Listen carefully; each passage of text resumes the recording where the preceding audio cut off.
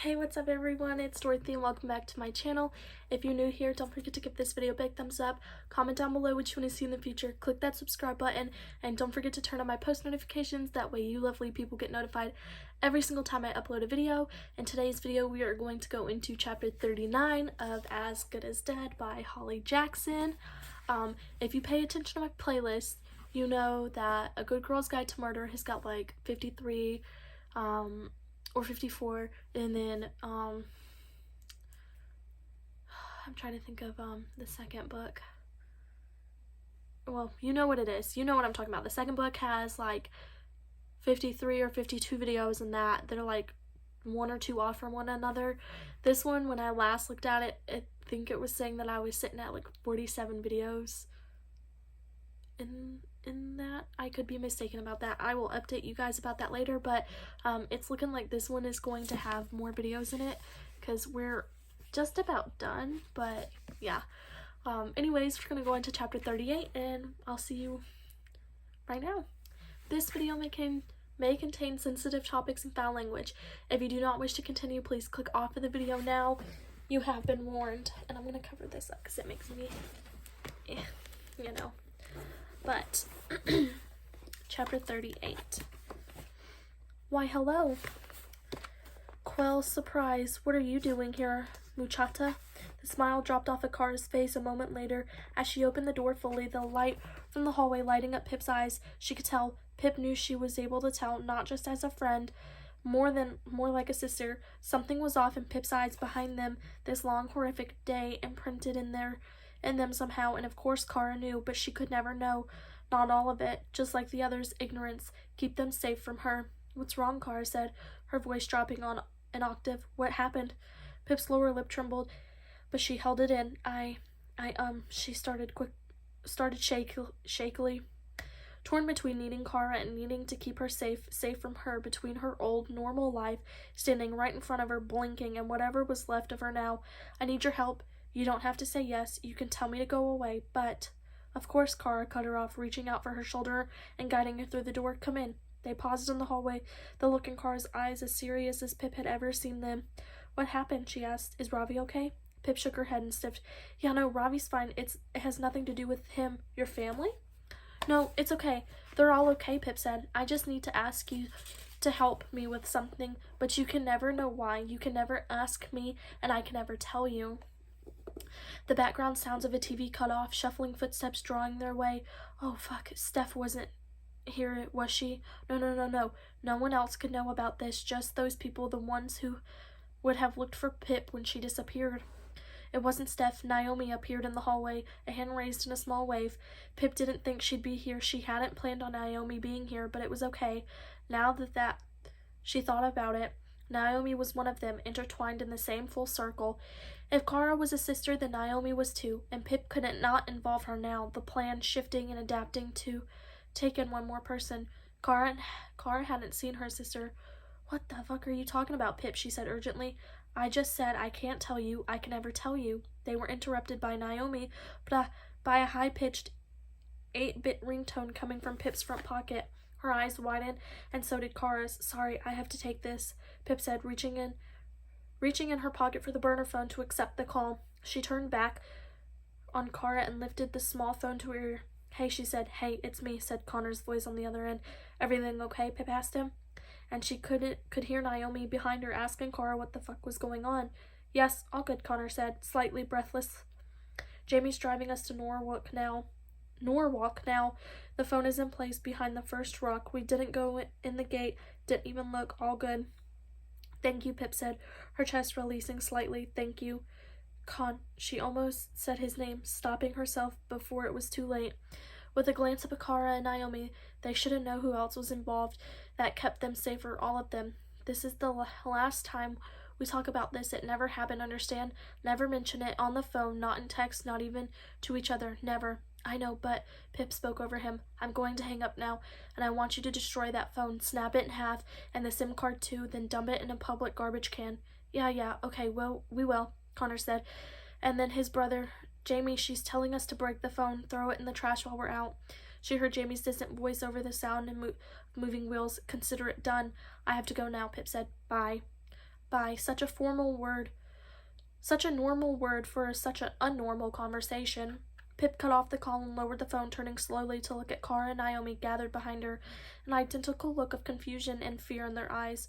What the fuck, Kara said. What's going on? Who were you talking to? What phone is that? Pip sighed. There was a time she told Kara everything, every mundane detail of her day, and now she could tell her nothing except her part, a wedge between them that had never been there before, solid, unspeakable. I can't tell you that, Pip said. Pip, are you okay? Naomi stepped in now. You're scaring us. Sorry, Pip's voice croaked away from her. She couldn't do this now. She wanted to explain, but the plan wouldn't let her. She had to make another call right now. I'll explain in a minute, as much as I can, but first I need to call someone else. Can I use your landline? Kara blinked at her, Naomi's eyebrows drawing down to eclipse her eyes. I'm confused, Kara said. It'll be 2 minutes and then I'll explain. Can I use the phone? They nodded, slow and unsure. Pip hurried past them to the kitchen, hearing their steps as they followed her in here. She dropped her backpack onto the dining chairs and unzipped the front pocket, pulling out Christopher Epps' business card. She grabbed the ward's landline handset and typed in the cell phone number, memorizing 3 digits at a time. Kara and Naomi were watching her as she raised the phone, ringing in her ears. A crackling sound down the line, someone clearing their throat. Hello? Epps said, an uncertainty in his tone, the uncertainty of an unknown number at night. Hi, Christopher Epps, Pip said, ignoring out the rasp in her voice. It's me, Pip Fitzbowie. Oh, he sounded surprised. Oh, he said it again, reclaiming control. Another clearing of his throat. Right. Sorry, Pip said. I know it's a Saturday evening and it's getting late, but when you gave me your card, you said to call any time. Yes, I did say that, didn't I? Epps said. So what can I do for you, Miss Fitzbowie? Well, Pip coughed lightly. I did what you said to me after the mediation meeting. Went away and thought about it for a couple of weeks when things weren't so emotional. Right. And have you come to any conclusions? Yes, Pip said, hating what she was about to say, imagining the triumphant look on Epps' arrogant face, but he had no idea what the real reason for this call was. So I've thought about it a lot, and I think you're right that it's everyone's best interest to avoid a court case, so I think I'm going to take the deal you offered, the $7,000 damages. That's very good to hear, Miss Fitzbowie, but it wasn't just the $7,000, remember, Epps said, over-enunciating his words like he was talking to a small child. The most important part of the deal was the public apology and statement issued recanting the libelous claims and explaining that the voice recording you posted was fabricated. My client won't accept any deal without those. Yes, Pip said, gritting her teeth. I remember. Thank you. I'll do all of that. The money, the public apology, recant the statement, and the voice recording. I'll do it all. I just want this to be over now. She heard a satisfied sniff down the line. Well, I have to say, I think you're making the correct decision here. This works out for the best for everyone involved. Thank you for being so mature about it. Pip's grip tightened around the phone, cutting into her hand, red flashing behind her, until she blinked it away.